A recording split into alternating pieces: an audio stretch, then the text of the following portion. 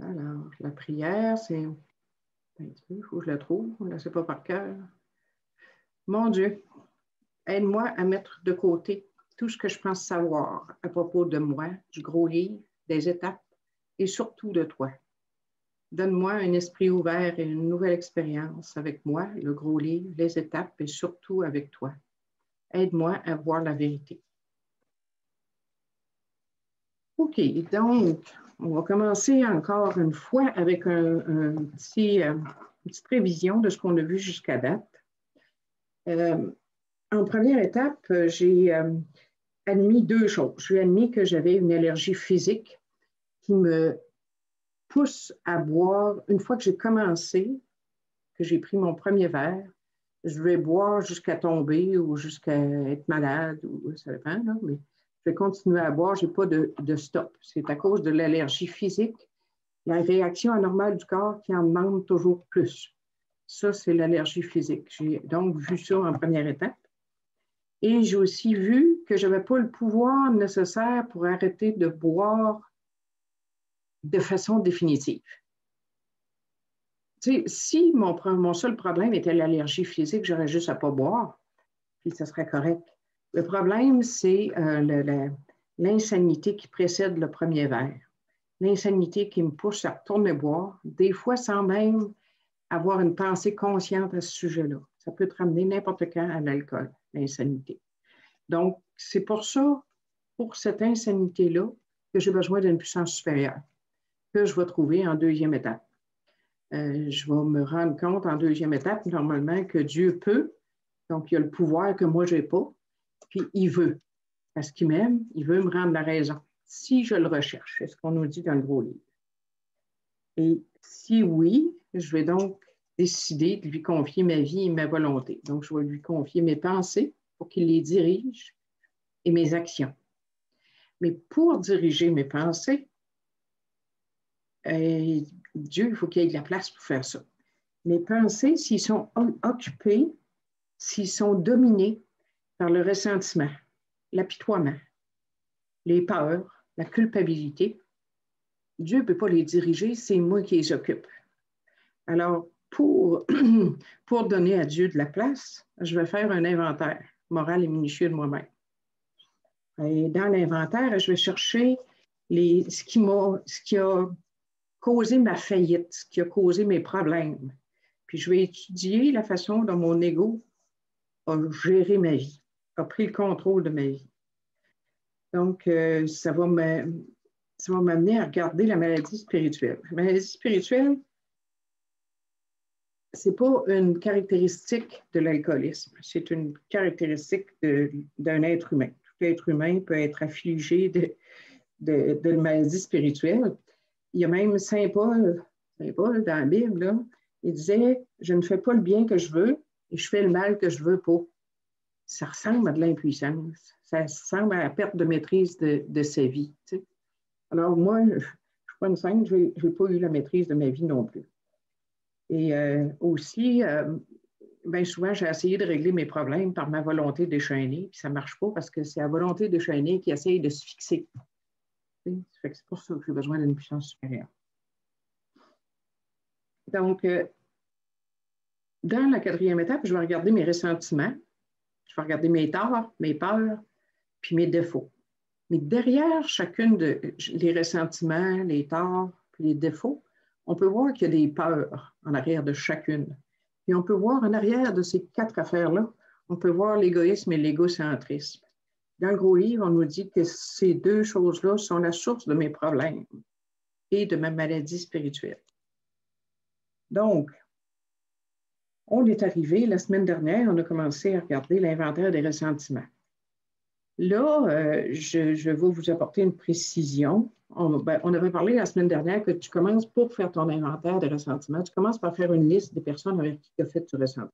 Ça, c'est la première, appelons ça une phase. La première phase de cet inventaire-là, c'est la liste des personnes, institutions et principes envers lesquels j'ai fait du ressentiment.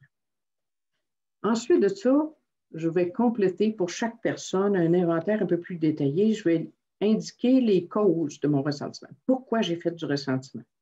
je vais indiquer les domaines que ça l'a affecté dans ma vie, puis les peurs qu'il y avait en arrière de ça, ou que ça l'a suscité, pour chaque nom sur ma liste. Ça, c'est la deuxième phase de l'inventaire. Maintenant, après ce qu'on a discuté à la fin de l'atelier la semaine dernière, j'ai réalisé que ce serait peut-être bon pour compléter l'inventaire, on demande de regarder les choses d'une façon différente. Ce serait peut-être bon d'avoir complété pour toute ma liste de personnes, compléter la phase 2, qui est les causes, les domaines affectés, puis les peurs, avoir tout complété ça pour tout le monde. Et ensuite, je vais me décider de regarder tout cet inventaire-là pour chacune des personnes, de la regarder d'un autre œil. Donc, je vais regarder, est-ce que je peux voir ces gens-là comme des personnes malades? C'est ce qu'on nous dit dans le gros livre. Donc, ça, c'est une nouvelle compréhension. Je vais essayer de voir, est-ce que je peux voir ça autrement? Est-ce que je peux voir cette personne-là autrement ou la situation autrement? Et je vais aussi voir si je peux pardonner ou pas. Donc, ça, ces deux volets-là, la nouvelle compréhension puis le pardon, on va appeler ça la phase 3.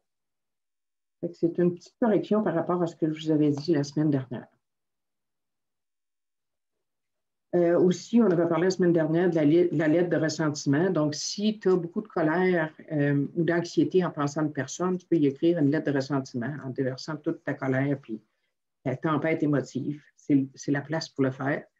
Une fois que tu l'as écrite, tu en parles à quelqu'un, puis tu vas la brûler ensuite. C'est à ne jamais envoyer ce genre de lettre-là. Puis tu peux ensuite demander à Dieu de te libérer de la colère, puis de t'aider à pardonner. Aussi, j'ai une chose, j'avais une note que j'avais oublié de mentionner. Quand tu fais ta liste de personnes, tu peux regrouper des personnes qui ont, envers qui tu as fait les mêmes ressentiments. Là, tu sais. Un exemple de ça, attendez un peu, j'avais quelque chose là-dessus, que je disais. Des collègues de travail. Mettons que tu as fait du ressentiment contre plusieurs collègues de travail, puis c'était toute la même affaire, bien, tu peux mettre collègues de travail à tel endroit. Mettons que tu fais du ressentiment contre les chauffeurs sur la route. Tu vas mettre chauffeurs sur la route. Tu n'as pas le nom de toute façon. Aussi, un autre exemple de ça, ce serait les partenaires sexuels d'un soir. Si tu as ça, tu peux mettre ça, regrouper ça, si c'est toujours le même genre d'expérience. Ça va? Ensuite de ça. N'hésitez pas, si vous avez des questions en cours de route, vous pouvez remettre votre micro en marche puis prendre la parole. Aussi, une autre chose que je voulais vous dire par rapport au pardon. Alors, le pardon, là, je ne pardonne pas pour faire plaisir à l'autre. Je pardonne pour moi, pour me libérer. Parce que c'est l'objectif de la quatrième étape pour l'inventaire des ressentiments. Tu sais, quand je vous disais tout à l'heure que Dieu ne peut pas s'occuper de mes pensées, ils sont occupés par le ressentiment. Parce que dans le ressentiment, je rejoue toujours la même scène. Hein? Je reviens toujours sur le même problème, puis j'y pense encore, puis ça me fait encore mal, puis bon. Fait que je passe mon temps à faire du hamster, puis à tourner en rond avec le même problème. Alors, si je veux me libérer de ça, il faut que un des moyens de faire, c'est de pardonner. Puis de reconnaître que, bon, c'est correct, j'ai passé par là, c'est passé, c'est fini, c'est terminé. Si je peux dire ça, dans tous les sens, bien, je me suis libérée de mon passé, tu sais, parce que quand ton passé passe son temps à revenir dans le présent, tu n'es pas libre. Alors, je pardonne pour moi, pour me libérer, mais pardonner, ça ne signifie pas que je cautionne ce que l'autre a fait. Peut-être que l'autre, ce qu'il a fait, ce n'était pas correct. Vraiment pas correct. Des fois, c'est ma perception qui a été faussée ou que j'ai perçu les choses. C'est, par exemple, l'exemple que je vous donnais, que ma mère nous fait passer la nuit dehors comme punition, je trouvais que c'était exagéré vraiment, mais c'est parce qu'elle nous aimait, qu'elle ne voulait pas qu'il nous arrive d'autres choses. Ça fait que ça ne veut pas dire que je cautionne ce qu'elle a fait, ce n'était pas une façon adéquate de manifester son amour, mais ça veut dire que je peux lui pardonner parce que derrière ça, il y avait de l'amour. Aussi, ça ne veut pas dire que je suis d'accord, c'est ça, que je cautionne ou que je suis d'accord avec ce qu'il a fait. Ça ne veut pas dire que je suis obligée d'y dire que je lui ai pardonné. Ce n'est pas nécessaire. Puis, je ne suis pas non plus obligée d'être en relation avec cette personne-là. Tu sais, c'est des gens qui t'ont fait des torts importants. Je pense à quelqu'un qui aurait été abusé sexuellement, tu peux pardonner à un abuseur, mais tu n'es pas obligé d'être en relation avec lui. On s'entend là-dessus. Ça va-tu jusqu'à maintenant? Y a-t-il des questions sur ce que je viens de vous parler? Ou des commentaires? OK. Là, j'ai une question pour vous autres. Moi, avez-vous essayé de faire un exemple d'un inventaire de ressentiment? Est-ce quelqu'un qui a essayé? Y a-t-il quelqu'un qui a pensé, sans l'essayer vraiment par écrit, qui a pensé à un exemple et qui s'est dit, moi, je ne sais pas comment je pourrais arriver à pardonner ou à voir ça autrement? Oui. Oui, Lina. C'est bizarre parce que, ben, en fait, quand tu veux savoir c'est quoi? Ben, c'est pas nécessaire. Si tu veux le dire, c'est beau, là, c'est pas obligé. T'es pas obligé. Ben, je me suis sentie trahie par une moraine. Oui. Donc, c'est ça, j'essaie de faire le lien avec le pardon versus la quatrième, parce que je me dis, je ne suis pas prête à pardonner quand j'écris ma 4, là. Là, c'est comme si je mets le paquet, là, puis j'ai l'impression que je vais être capable, après ma 5, moi, d'ouvrir mon esprit au pardon. Mais j'aime ça, la manière que tu l'apportes, parce que c'est pour moi, c'est pour me libérer moi. Je ne sais pas quoi faire avec la trahison, dans le fond. Ça dure des années, ça, ce pattern-là, où je me sens trahie, soit par une personne ou un organisme. Un peu comme si j'étais la guerrière, là. Puis, c'est ça, ça traîne, tu sais. Okay. J'aimerais bien ça être délivrée de ça, là. OK. Fait que quand tu vas faire, tu sais, comme je disais tout à l'heure, une fois que tu vas avoir terminé de tout mettre les causes des ressentiments, les domaines affectés puis les peurs, pour tout le monde, tu vas revenir pour regarder ça autrement. Puis quand tu vas commencer à regarder ça autrement, c'est comme si ça t'amène à un autre état d'esprit. Au lieu d'être dans l'état d'esprit, je mets tout pour lequel je suis enragée, là, je vais essayer de voir que, bon, je peux-tu débarquer de la colère, puis je peux-tu regarder ça autrement. Alors, la personne qui m'a trahi, c'est ma perception. Est-ce que c'est vrai? Est-ce qu'elle pouvait avoir des raisons de faire ce qu'elle a fait? Est-ce que, en passant par la nouvelle compréhension, des fois, tu vas trouver des choses qui vont te permettre de pardonner plus facilement. Fait que ça va t'aider beaucoup de regarder ça autrement. Puis, des fois, c'est d'aller voir, tu vas voir dans ton inventaire, des fois, normalement, tu vas voir plusieurs personnes, dans ce que tu me dis, là, tu vas voir plusieurs personnes qui t'ont trahi.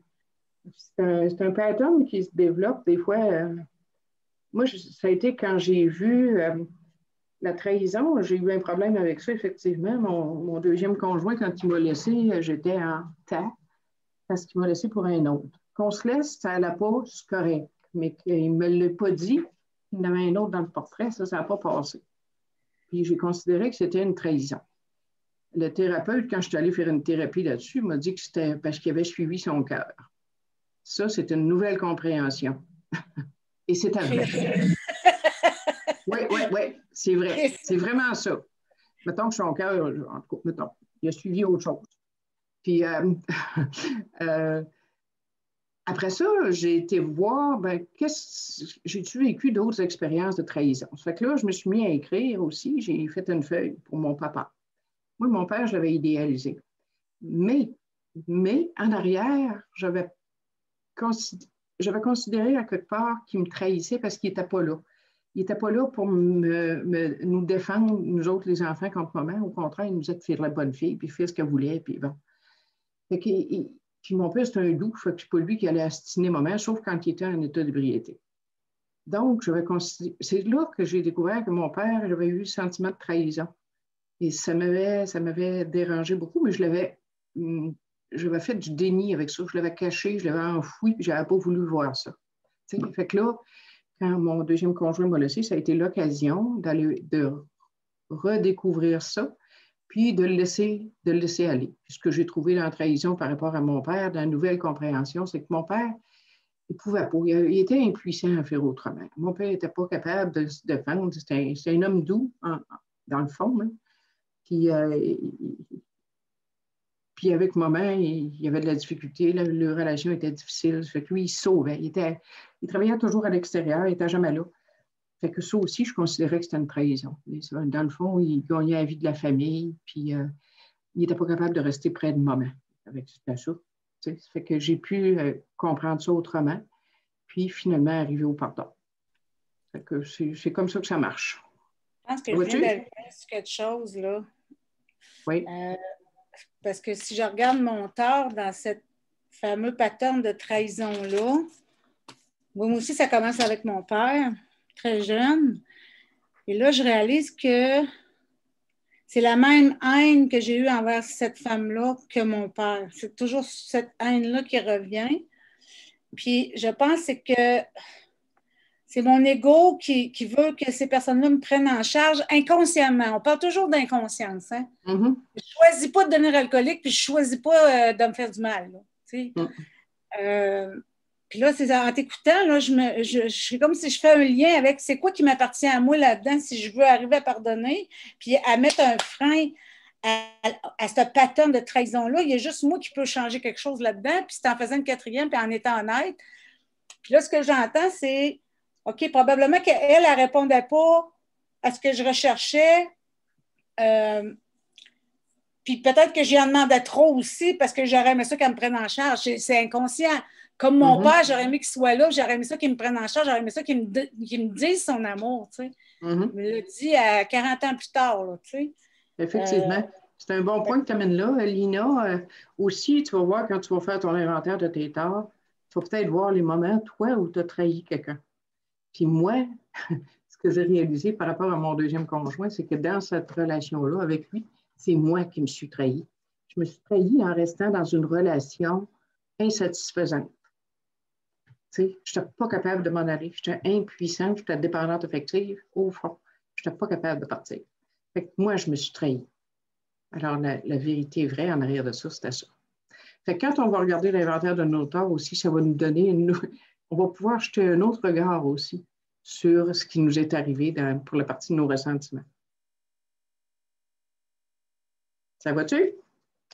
Oui, aujourd'hui, on peut dire merci de m'avoir laissé te rencontrer Jean-Marc. C'est ça. Exact. OK. D'autres commentaires? OK. Donc, on avait terminé la semaine dernière, on avait finalisé l'inventaire des ressentiments. On serait donc rendu aujourd'hui à l'inventaire de mes torts. L'inventaire de mes torts dans les feuilles, je ne sais pas si vous les avez, mais ce que je vais faire, je vais partager mon écran pour vous montrer le guide pour l'inventaire des torts. Attendez un petit peu, ça marche-tu ça? Ah oui, donc. Quatrième étape, voilà. Partager. OK. Là, j'avais le ressentiment vers une personne. On l'a vu la semaine dernière. S'il n'y a pas d'autres questions, je vais continuer pour l'inventaire de mes torts. Donc, quand j'arrive pour faire l'inventaire de mes torts, ce que je vous disais, on a un peu les trois phases que je vous parlais pour l'inventaire des ressentiments sont là aussi. La phase 1 de l'inventaire de mes torts, c'est la liste.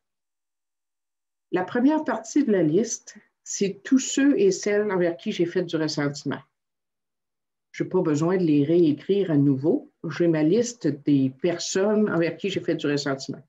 Donc là, je vais avoir la liste de la personne ou de l'institution envers qui j'ai fait du ressentiment. Je vais être, pour chacune de ces personnes-là, je vais faire l'inventaire de mes torts.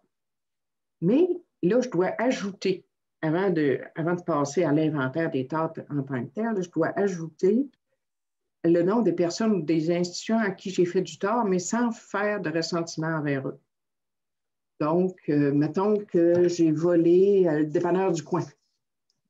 Alors, je n'ai pas fait de ressentiment contre le dépanneur du coin, mais j'ai volé. Donc, je vais ajouter dans ma liste des personnes avec qui j'ai fait du tort, je vais inscrire le nom du dépanneur. OK? Donc, première fois, j'ajoute les noms des personnes envers qui J'ai fait du tort, mais pas de ressentiment. Ça, c'est la phase 1 de cet inventaire. Dans cet inventaire-là de mes torts, je peux aussi regrouper des noms de personnes, comme je vous parlais tout à l'heure. Ensuite, tu vas reprendre en phase 2, là, tu vas prendre ta liste des personnes envers qui tu as fait du ressentiment. Puis là, dans le même ordre que tu les as faites dans ton inventaire de tes ressentiments, tu vas écrire leur nom en haut d'une feuille, puis tu vas inscrire les causes, les torts que tu as faits. Donc, dans mes torts, je regarde, en ne tenant pas compte des torts envers nous, nous avons résolument examiné nos propres fautes. C'est ce que le gros livre nous dit à la page 75. Donc, je me pose la question, quels ont été mes torts ou mes erreurs face à cette personne ou institution? Tout à l'heure, Lina t'a donné un bon exemple face à une personne avec qui tu es ta marraine, mettons. Peut-être que tes exigences envers cette personne-là étaient trop élevées, n'étaient pas réalistes. Si je demande à une personne de me prendre en charge, c'est pas réaliste. Donc, ça peut être un de mes torts ou erreurs que j'ai faites. Ici, je donne une liste d'exemples de torts possibles. Donc, ça peut être la vengeance. Ils m'ont fait du tort, j'ai voulu me venger et je l'ai fait. Ça peut être du vol, du mensonge, de la manipulation. Ça peut être de la violence physique ou verbale. Ça peut être du commérage, de l'infidélité, des abus sexuels ou autres. Ça peut être un manque de considération. Alors, ça, c'est des exemples. Il peut y avoir d'autres choses que ça, là. Et je voulais vous donner quelques exemples. Puis, dans cet inventaire-là, c'est aussi l'inventaire de mes torts reliés à la sexualité. Dans le gros livre, il y a une partie du texte qui est consacrée directement à la sexualité. Donc, ici, ça rentre dans l'inventaire de mes torts. Que ce soit des torts sexuels ou d'autres torts, c'est des torts. On n'a pas, d'après moi, à faire d'inventaire particulier pour la sexualité. On l'intègre dans notre inventaire des torts. Ensuite, dans le gros livre, on nous demande de regarder comment ma conduite a-t-elle affecté cette personne ou institution. Donc, ça, j'ai appelé ça les effets de ma conduite. Donc, comment ça a affecté cette personne? Est-ce que, il y a une question bien précise, est-ce que je crois avoir suscité chez l'autre personne de la jalousie, de la méfiance ou de la rancune? Est-ce que je l'ai portée à se venger elle aussi? Est-ce que c'est ça, tu sais, ma conduite l'a-t-elle amenée à se venger? Qu'est-ce qu'il y a? Un exemple avec mon deuxième conjoint, j'étais tellement enragée contre lui quand il m'a laissé que en tout cas, mettons, j'y disais ce que je pensais, puis ça l'a amené à quitter la maison à ce moment-là. C'est bien correct aussi, là, mais ça l'a amené à quitter parce qu'il n'était pas capable de faire face à ça. Là, tu sais. Ensuite, là, je vais regarder après ça mes défauts qui étaient manifestés, qui se sont manifestés dans mes torts, dans ma conduite. Donc, mes défauts, on nous demande de regarder en premier l'égoïsme et égocentrisme. Donc, moi, j'ai mis égo parce que c'est l'abréviation que je vais utiliser dans mon inventaire. Je ne mettrai pas en tout cas, à moins que vous vouliez le mettre, moi, je suis paresseuse, fait que je ne le mets pas. Alors, j'ai mis une définition d'égoïsme qui est l'attachement excessif qu'une personne porte à elle-même, à ses intérêts, parfois au départ des autres. Et l'égocentrisme, c'est la tendance d'une personne à se considérer comme le centre de l'univers, à tout rapporter à elle-même. Là, c'est moi. Là, tu sais, c'est quelqu'un qui parle de lui, puis qui moi, j'ai fait ça, puis moi, je fais ça, puis moi, je fais ça, puis moi, je fais ça. Bon, ça ressemble à l'égocentrisme. Tout se rapporte à elle. L'autre défaut qu'on nous demande de regarder, c'est la malhonnêteté. Donc, malhonnêteté, j'inclus là-dedans le vol, le mensonge et la manipulation. Un autre défaut qu'on nous demande de regarder, c'est le manque de considération. Si j'ai été égoïste ou égocentriste, il est fort probable que j'ai manqué de considération envers l'autre, en théorie. L'autre défaut à regarder, c'est l'orgueil. étais-je habitée par la peur qu'on découvre mes faiblesses? Ça fait partie, tu sais, la peur, j'ai peur qu'on me voie tel que je suis. Ça veut dire que je présente une façade, ça. C'est une forme d'orgueil. Est-ce que je tentais de défendre mon image ou le rôle que je jouais? Tu sais, ça, c'est la personne qui a une tâche, qui a une fonction dans une entreprise. Puis si quelqu'un joue sur ses plates-bandes, ben, elle n'aimera pas ça. Donc là, je suis en train de défendre le rôle que je joue. Alors, ensuite de ça, je vais lister les autres défauts ou déficiences qui étaient activés face à cette personne ou institution. Donc, ça, c'était le volet des défauts. Donc, ça, c'est la phase 2. Mes torts, les effets de ma conduite et mes défauts.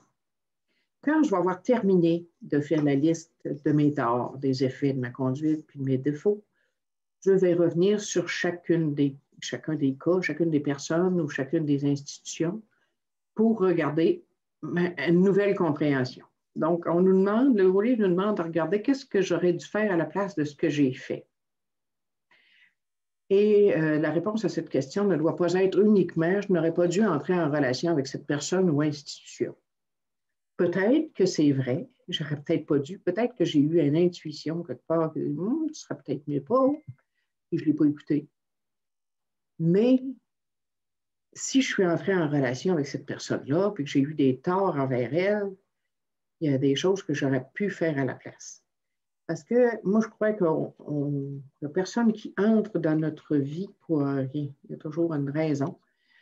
C'est soit quelqu'un qui vient nous enseigner la meilleure façon de faire, ou soit quelqu'un qui vient nous enseigner quoi ne pas faire pour moi.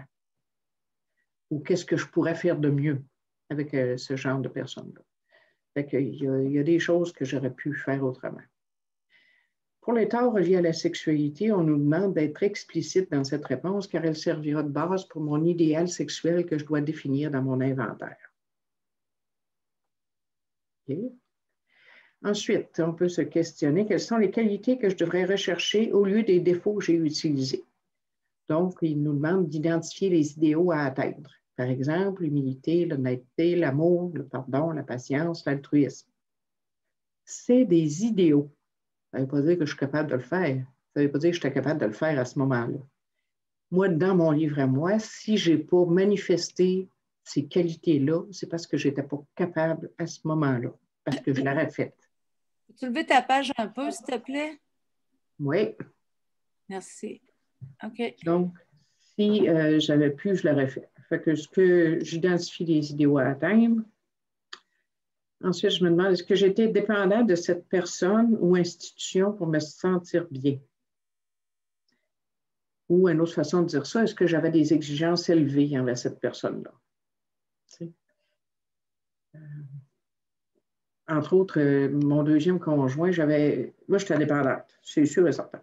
Puis, étant indépendante, j'avais des exigences élevées en termes de besoins d'affection, puis d'amour, puis de tendresse. Puis, face à lui, c'était irréaliste. Il n'était pas capable de donner ça. Fait que mes attentes, avec une personne, comment je dirais bien ça, normale, entre guillemets, là, ou plus affectueuse, mes attentes auraient été réalistes. Mais envers une personne qui avait une carence à ce niveau-là, c'était irréaliste. Fait que mes exigences étaient élevées pour lui. Et la dernière question là-dedans, est-ce que je reconnais que j'ai été malade spirituellement, c'est-à-dire souffrante? Moi, avec mon deuxième conjoint, j'étais très souffrante. En dépendance affective, je savais que j'étais en dépendance affective, j'étais incapable de partir, c'est très souffrant. Ignorante parce que je ne savais pas comment faire autrement. Puis, ignorante au départ dans la relation, que je ne savais pas qu'il n'était pas capable d'affection vraiment, ou autant que j'en voulais. Ignorante de toutes les données, ignorante de ce que j'aurais pu faire autrement. Et impuissante à agir autrement à ce moment-là. Et le dernier volet de la phase 3, qui est le pardon. Est-ce que le pardon, c'est le pardon envers moi-même, là, ici qu'on parle, hein? Parce qu'envers l'autre, J'ai regardé l'autre dans mon inventaire des ressentiments. J'ai regardé si je pouvais lui pardonner. Ici, dans l'inventaire de mes torts, il faut voir que mes torts, là, si j'ai eu des torts, il est fort probable que je me suis sentie coupable ou que j'ai eu des remords ou de la honte. Alors, la question à me poser à ce moment-là, c'est est-ce que je me suis pardonné d'avoir causé des torts à cette personne ou institution? Si la réponse est oui, on arrête là. Si la réponse est non, je ne me suis pas encore pardonné, ce que je veux faire, c'est avec l'aide de Dieu, est-ce que je désire sincèrement me pardonner d'avoir causé ces torts à cette personne ou institution? Puis si je ne suis pas prête, ou si je n'ai pas le désir de me pardonner, je vais demander à Dieu de m'aider à lâcher prise de cette culpabilité. Parce que la culpabilité me bloque aussi, de la lumière de l'esprit. Je ne me suis pas libérée. Je disais tout à l'heure qu'il fallait se libérer pour que Dieu prenne en charge nos pensées. Bien, si je ne me suis pas libérée de la culpabilité, Dieu ne peut pas prendre ça en charge. Vous remarquerez, moi, là-dedans, je n'ai pas parlé nulle part que je demande à Dieu de me pardonner. Parce que, pour moi, Dieu ne m'a jamais jugé. Donc, il n'y a pas besoin de me pardonner. C'est que moi, j'ai besoin de me pardonner pour me sentir digne d'amour, là, tu sais. Si je ne me suis pas pardonné, je n'ai pas ça. Oui, Daniel?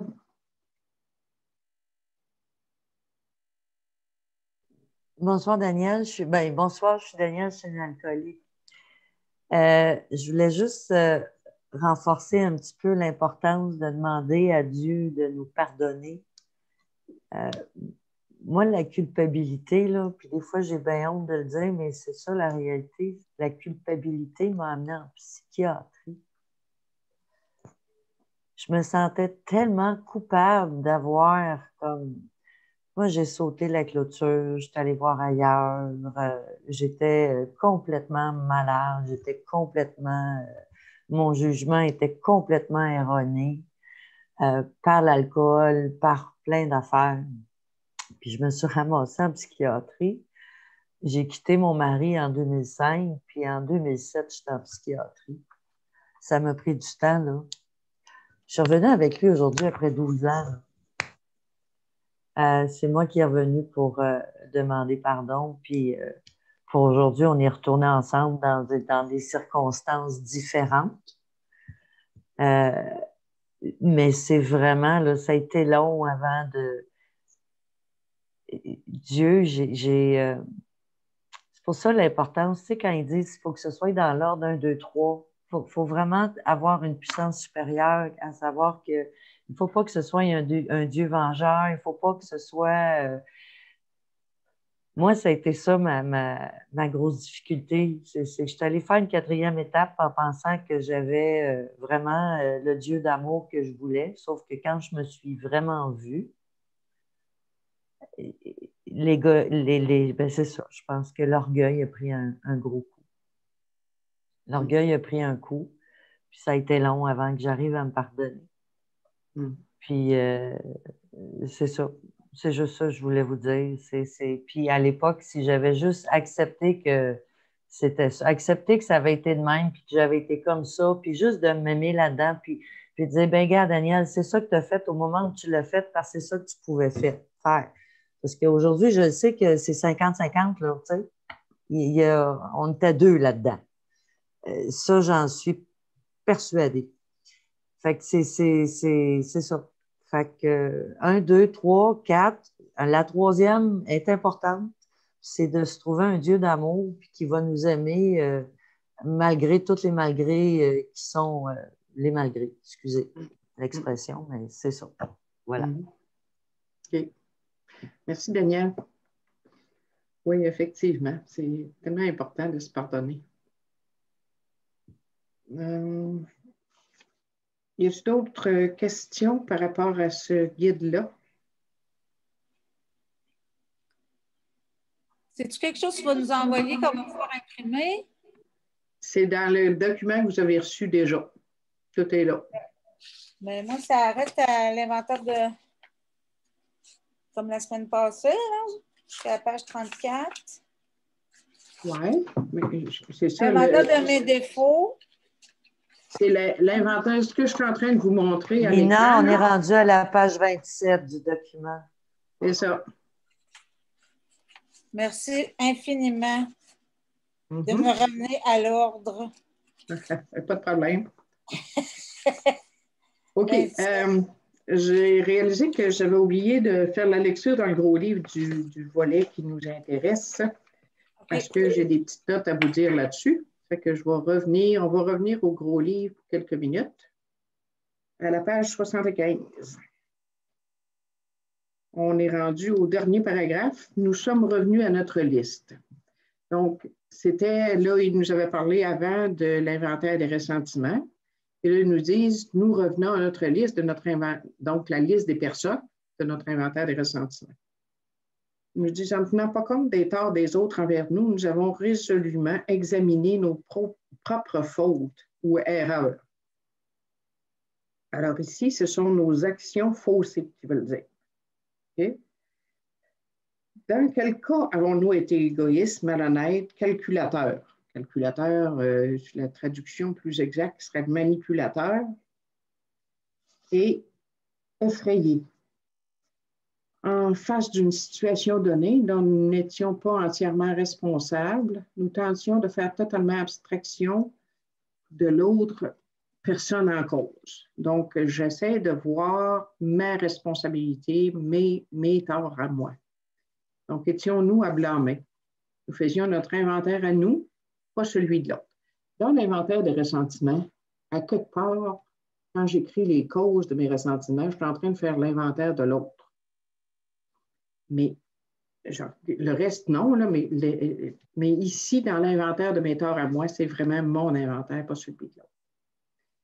Quand nous constations nos fautes, nous les prenions en note. Elles étaient là, écrites noir sur blanc.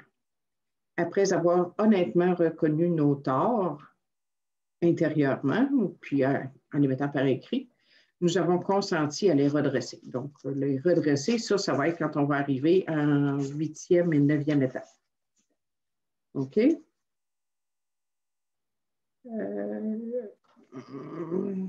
Je vais vous amener pour... C'est parce que là, après, il nous parle des peurs. On n'est pas rendu là. Je vais vous amener à page 77, dans le milieu de la page à peu près, quand il dit « Venons-en maintenant à la question sexuelle ». Donc, ça fait partie de l'inventaire de mes torts aussi. Donc, plusieurs d'entre nous avaient besoin d'une réforme dans ce domaine. Mais avant tout, nous avons tâché de faire preuve de bon sens sur cette question, car il est très facile de s'égarer.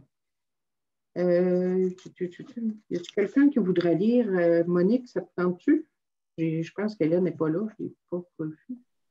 Je vais remettre... Monique ne peut pas, je le ferai. Tu vas le faire? OK, vas-y. Non, mais Monique, elle veut-tu? Non, ben vas-y, je veux dire... OK, peu importe. C'est correct. Parce que je ne vous vois pas toutes, je vais enlever le partage d'écran. Ça va aller mieux. OK? Alors, venons-en maintenant à la question sexuelle.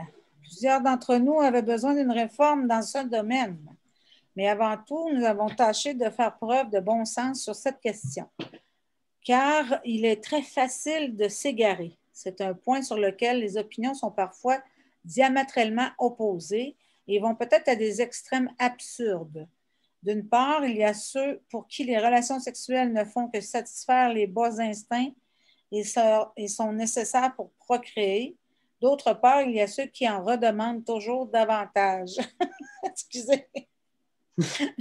Ils s'en prennent à l'institution du mariage. Ils considèrent que la plupart des problèmes du genre humain sont, au fond, des problèmes d'ordre sexuel. Ils croient que leurs relations ne sont pas assez fréquentes ou qu'elles ne sont pas bonnes. Tout leur semble relever de la vie sexuelle. Pour les uns, le piment de la vie devrait être interdit. Pour les autres, seul le piment devrait compter. Nous ne voulons pas entrer dans cette controverse. Nous ne voulons pas arbitrer la conduite sexuelle de quiconque. Nous avons tous des problèmes de sexualité. Nous ne serions pas tous tout à fait humains si nous n'en avions pas, mais comment les résoudre? OK. Merci. Donc, on ne peut pas arbitrer la conduite sexuelle de quiconque. De quiconque, pas de nos filleuls non plus. Ce n'est pas notre job d'arbitrer la conduite sexuelle de nos filleuls. Puis, ils disent, nous ne serions pas tout à fait humains si nous n'avions pas des problèmes de sexualité. Pas alcooliques, pas tout à fait humains. Le problème de sexualité, ça fait partie de notre humanité. Ce n'est pas juste pour les alcooliques. Hein? Alors, on est rendu à l'autre paragraphe. Tu veux-tu lire l'autre paragraphe, puis on va arrêter après? Oui. Nous avons analysé notre conduite des années passées. Quand avions-nous fait preuve d'égoïsme, de malhonnêteté ou de manque de considération? Qui avions-nous blessé?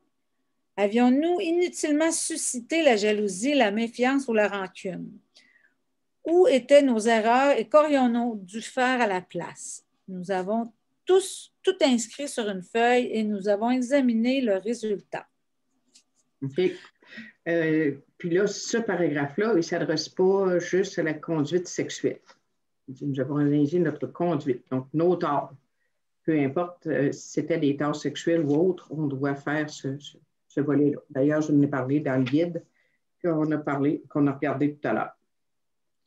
Alors, je vais retourner partager l'écran pour regarder un exemple maintenant de l'inventaire de mes torts.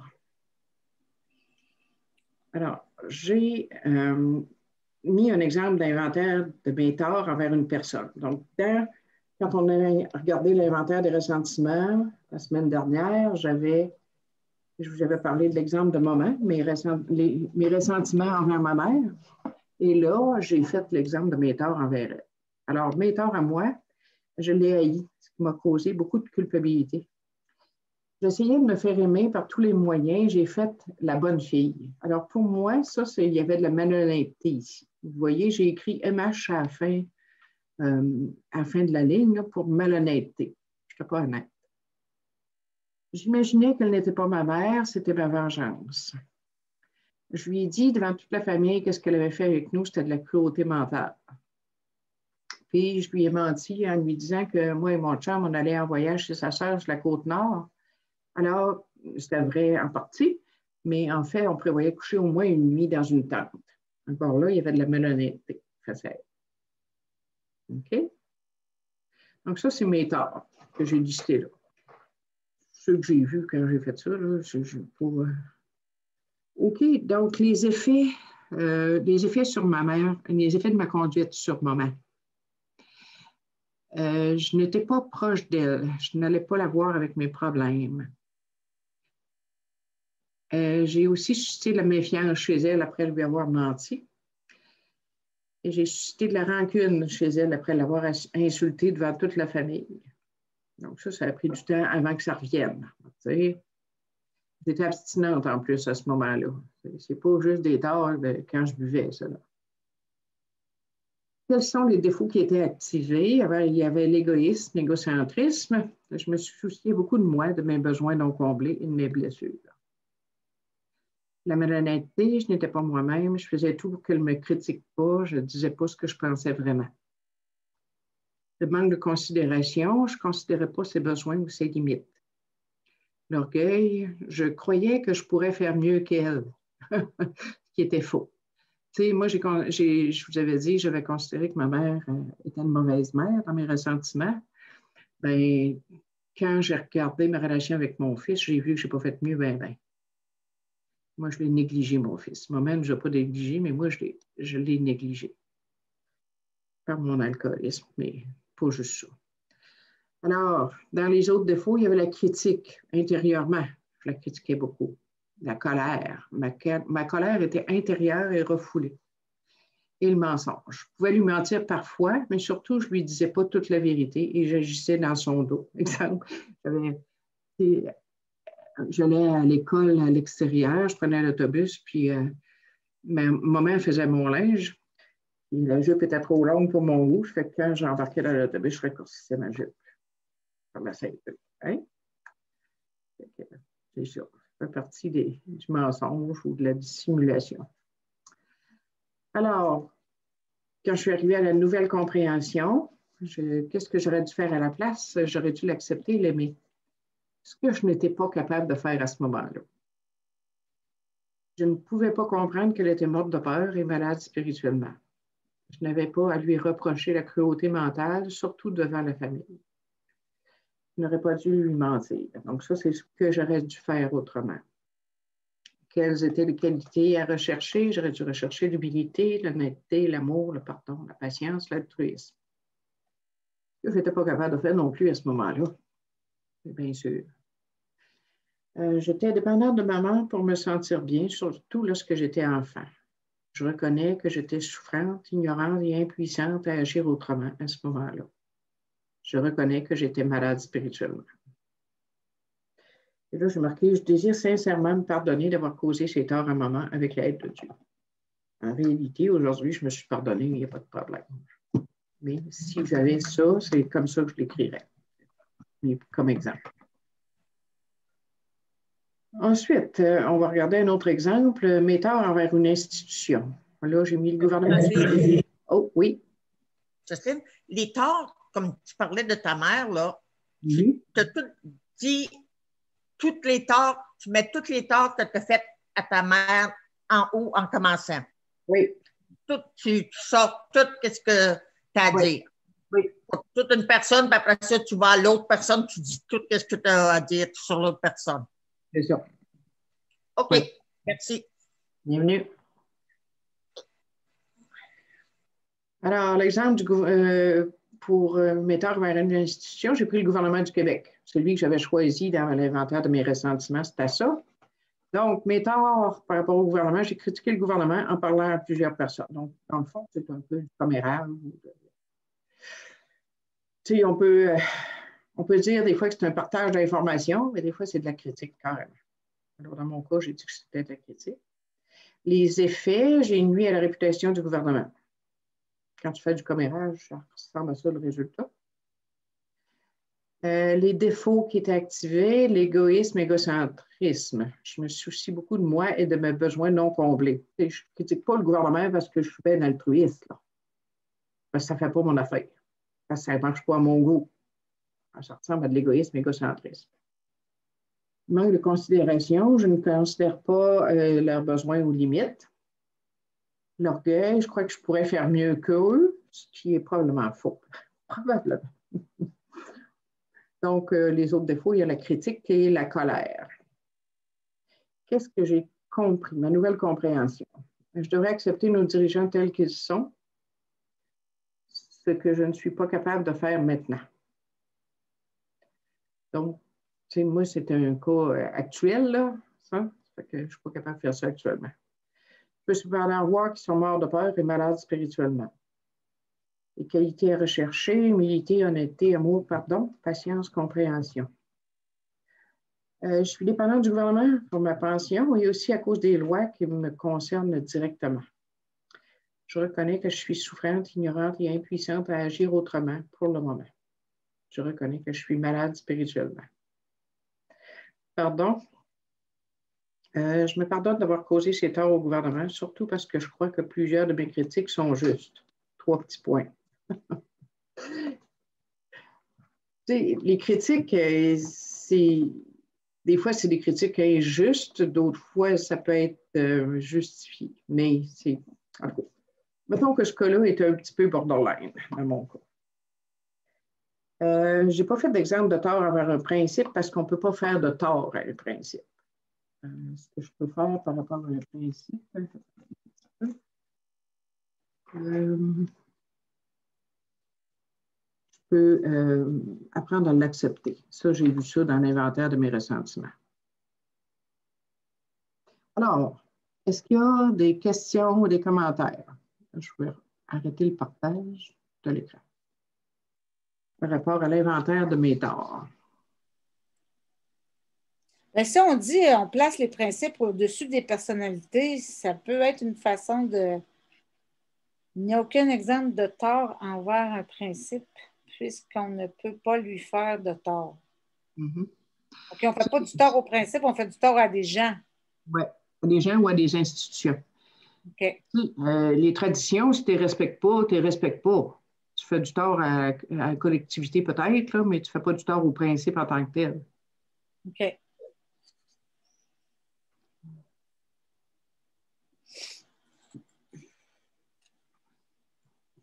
D'autres questions?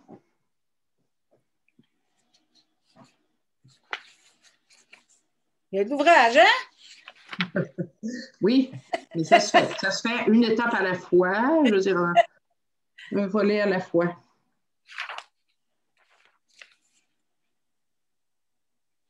Ça va-tu? OK.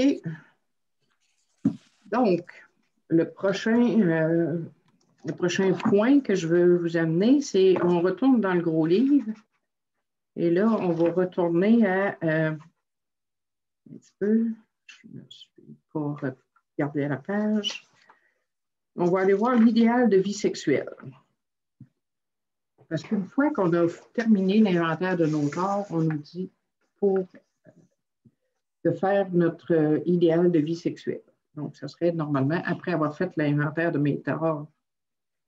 À la page 78, oui, en agissant ici. Oui. Donc, en agissant ici, c'est en analysant notre conduite, là, notre conduite par rapport à la sexualité, entre autres. Alors, vas-y. En agissant ici, nous avons tenté de nous tracer pour l'avenir un idéal de vie sexuelle sensé et réaliste. Pour chaque relation, nous nous sommes posé la question suivante.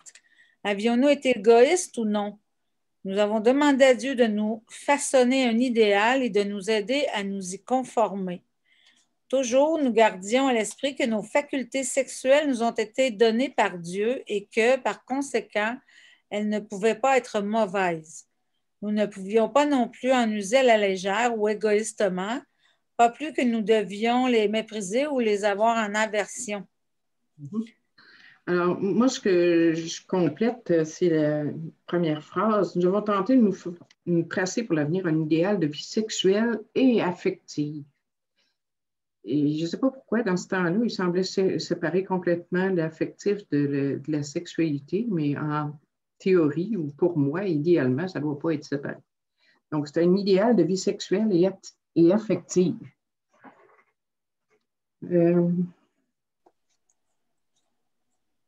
C'est beau, c'est tout ce que j'avais là-dessus comme note. Vas-y.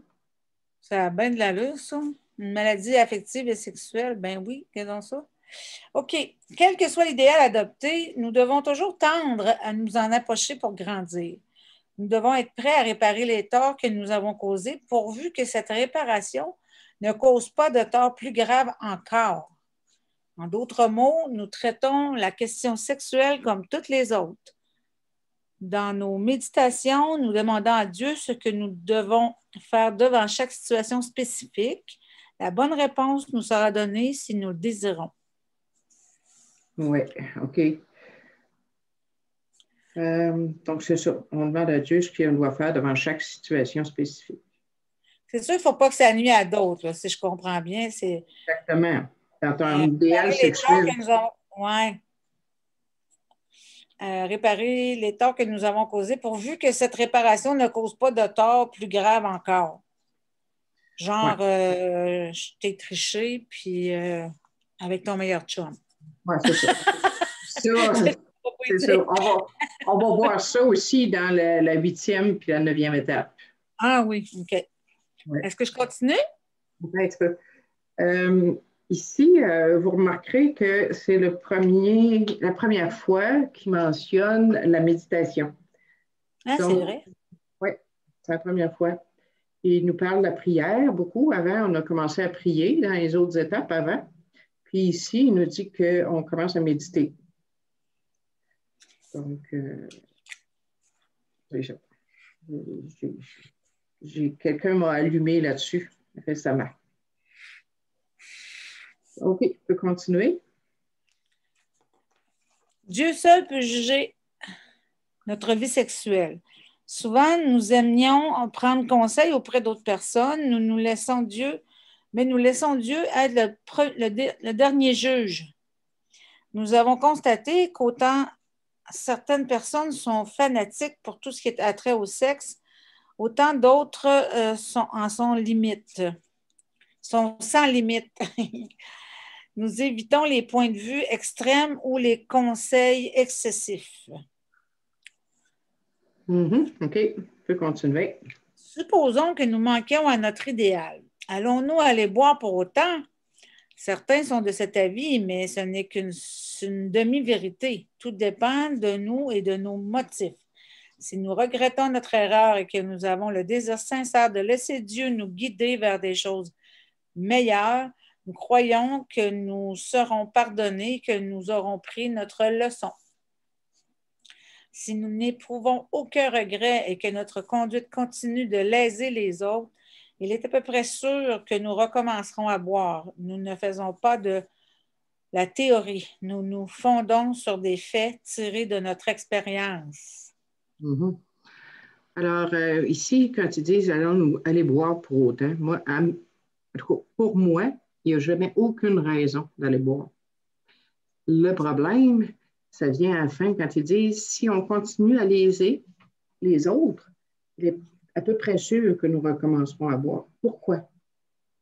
Parce que si on continue à léser, il est fort probable qu'on va ressentir de la culpabilité, de la honte et des remords.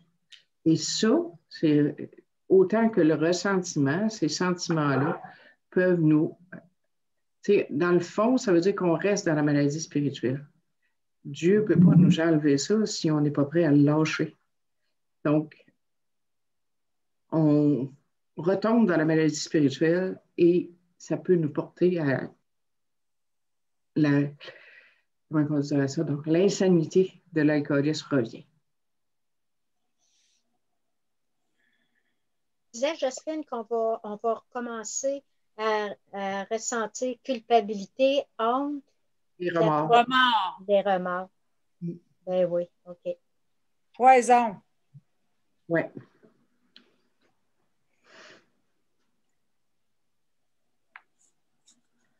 OK. Je peux continuer l'autre paragraphe. En résumé, en matière de vie sexuelle, nous prions ardemment pour le juste idéal, la ligne de conduite à suivre dans chaque situation critique, le bon sens et la force de faire ce qui est bien. Si notre vie sexuelle nous cause de graves ennuis, nous nous mettons encore plus au service des autres. Nous pensons à leurs besoins et tâchons de les aider à les combler. Cela nous force à nous oublier. Le don de soi calme les désirs impérieux, dont la satisfaction entraînerait de la souffrance. Si vraiment nous avons fait un inventaire exhaustif, nous avons beaucoup écrit. C'est beau, Lina, on va arrêter là. Donc, ici aussi, quand il dit en matière de vie sexuelle et affective, nous prions. Donc, prions ardemment pour le juste idéal. On demande à Dieu de nous donner un idéal, puis de nous indiquer la ligne de conduite à suivre. Il y a une prière que j'avais entendue. Mon Dieu, montre-moi ce que je dois faire et ce que tu peux faire pour moi. Ça peut être une façon de prier là-dessus. OK? Jocelyne? Oui. J'aime bien que tu rajoutes vie sexuelle et affective, parce que moi, ça a été tard dans ma vie avant que je fasse la distinction entre l'amour et l'affectivité. L'amour et la sexualité, parce que pour moi, avoir de l'amour, c'était avoir du sexe ou de l'affection. J'ai recherché ça, beaucoup de l'affection à travers la sexualité, moi. J'aime ça à soi que tu rajoutes ça en matière de vie sexuelle et affective, parce qu'elle est déficiente aussi, ma vie affective, pas juste ma vie sexuelle. Merci. Oui. Merci, Marc. Est-ce qu'il y a d'autres questions ou commentaires sur l'inventaire de mes torts?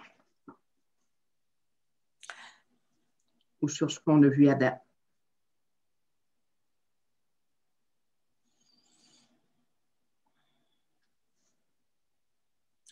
Moi, dans le fond, là, Jocelyne, là, concernant la vie affective et sexuelle, là, c'est souvent des blessures qui partent de l'enfance, là, puis ça traîne toute notre vie. Là.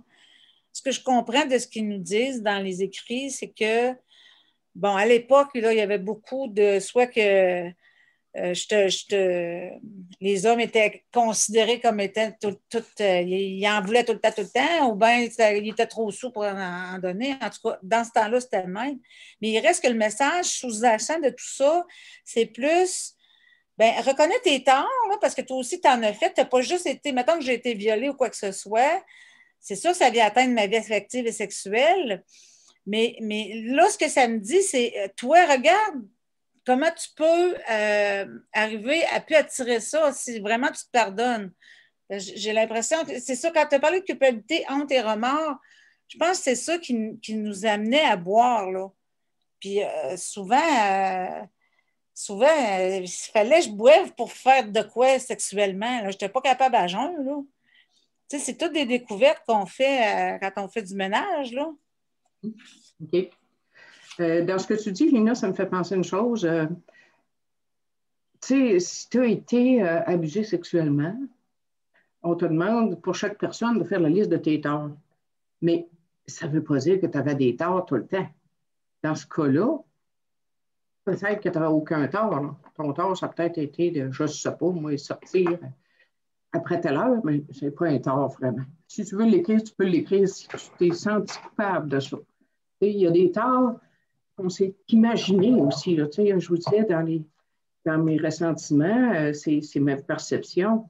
Dans mes torts, peut-être aussi qu'il y a des choses qui sont vraiment ma perception, que ce n'était pas des torts réels. Mais si tu t'es senti coupable pour des choses, même si ce n'était pas des torts réels, m'aller. Parce que c'est important si tu t'es senti coupable. OK? C'est libéré de ça. C'est ça. Une autre chose que j'ai oublié de vous parler, c'est la liste de personnes doit comprendre toutes les personnes et institutions à qui tu as causé du tort directement ou indirectement. Donc, tu dois inclure dans cette liste-là toutes les personnes qui ont été affectées par ta conduite sexuelle. Ça, on va en parler surtout dans la conduite sexuelle, là. Incluant, s'il y a lieu, les parents, le conjoint et les enfants de tes partenaires sexuels. Si c'était un homme marié, par exemple, il est probable que tu leur as fait du tort au conjoint. Ne serait-ce qu'en privant cette personne-là, c'est le conjoint, de la présence de son homme ou de sa femme, là. Tu sais, c'est ça. Donc, tu dois inclure les enfants aussi. Tu les as privés de la présence de cet homme-là s'il était marié et s'il y avait des enfants. Fait que c'est mes torts directs ou indirectement. OK?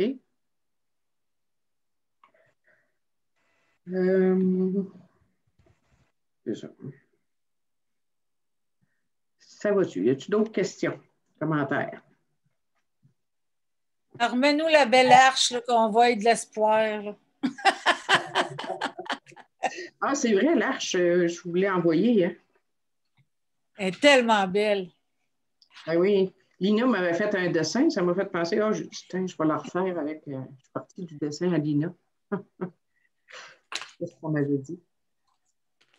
OK? Moi, j'ai une question. Oui. Guylaine, alcoolique. Là, ton dernier commentaire, c'est que, comme par exemple, si on sort avec quelqu'un qui est marié, on l'a privé, sa femme, ses enfants, de sa présence. C'est le cas. Si c'est le cas. Oui, c'est ça. Là, mais là, on commence pas à prendre des responsabilités qui étaient normalement à cette personne-là. Là. Et c'est parce que j'ai un petit peu de misère avec ce concept-là. Là. Mm-hmm. OK. Mais il va falloir que j'y réfléchisse, là. Mais c'est parce que ça peut aller loin si on commence à y aller avec un étendu, là. Oui, je vois ton point de vue. Oui, je comprends. Mm-hmm. Est-ce que tu t'es senti coupable de ça? Moi, absolument pas. OK. Bon, ça peut être ça la règle. Là. Si tu t'es pas senti coupable de ça, si peut-être aussi que si ça n'avait pas été toi, ça aurait été un autre, je ne sais pas, là. Mais... moi, je trouvais que je faisais une maîtresse pas mal swell parce que je checkais qu'il paye pour sa femme et ses enfants. J'avais aucun but d'avoir ce homme-là dans ma vie à long terme. c'était une relation d'amant. Hein? Je pense qu'il faut contextualiser, peut-être. C'est sûr que si j'avais été après lui puis que j'y aurais dit, moi, l'année prochaine, je vais être mariée avec toi, là, oui, tu causes vraiment des gros dommages à sa conjointe, ses enfants. Tu chamboules sa vie, mais quand tu fais... C'est de là vient la distinction entre affectif et sexuel. Quand c'est purement sexuel, il peut y avoir un peu d'affectivité, là, de tendresse, mais... Oui, effectivement. La question peut être plus, effectivement, est-ce que je me suis sentie coupable d'avoir fait du tort à son conjoint ou à sa conjointe, à ses enfants? Est-ce que j'ai tenté est-ce que je l'ai menacé ou que je l'ai obligé de quelque façon à me consacrer plus de temps? Ça serait le cas, tu sais, mettons, si j'ai volé du temps à sa femme, si je lui demande de me consacrer plus de temps. Un exemple. Oui. OK? Moi, c'est un coureur de jupons, là. Si ça n'avait pas été moi, ça aurait été un autre, puis c'est tout. Ah, mais c'est ça. C'est toi qui l'encourageais à passer plus de temps avec toi. C'est ça, je veux dire. Ça serait un de tes torts à toi. Oui, ça, c'est vrai. OK? Effectivement, il faut relativiser. Il ne faut pas embarquer dans le coupable de tout et de rien, là, mais... Mais c'est incroyable comment tu me fais réfléchir avec tes ateliers, Jocelyne. C'est magnifique. Merci. Ben, ça me fait plaisir. Merci à vous autres d'être là. Y a-t-il quelqu'un d'autre qui veut intervenir?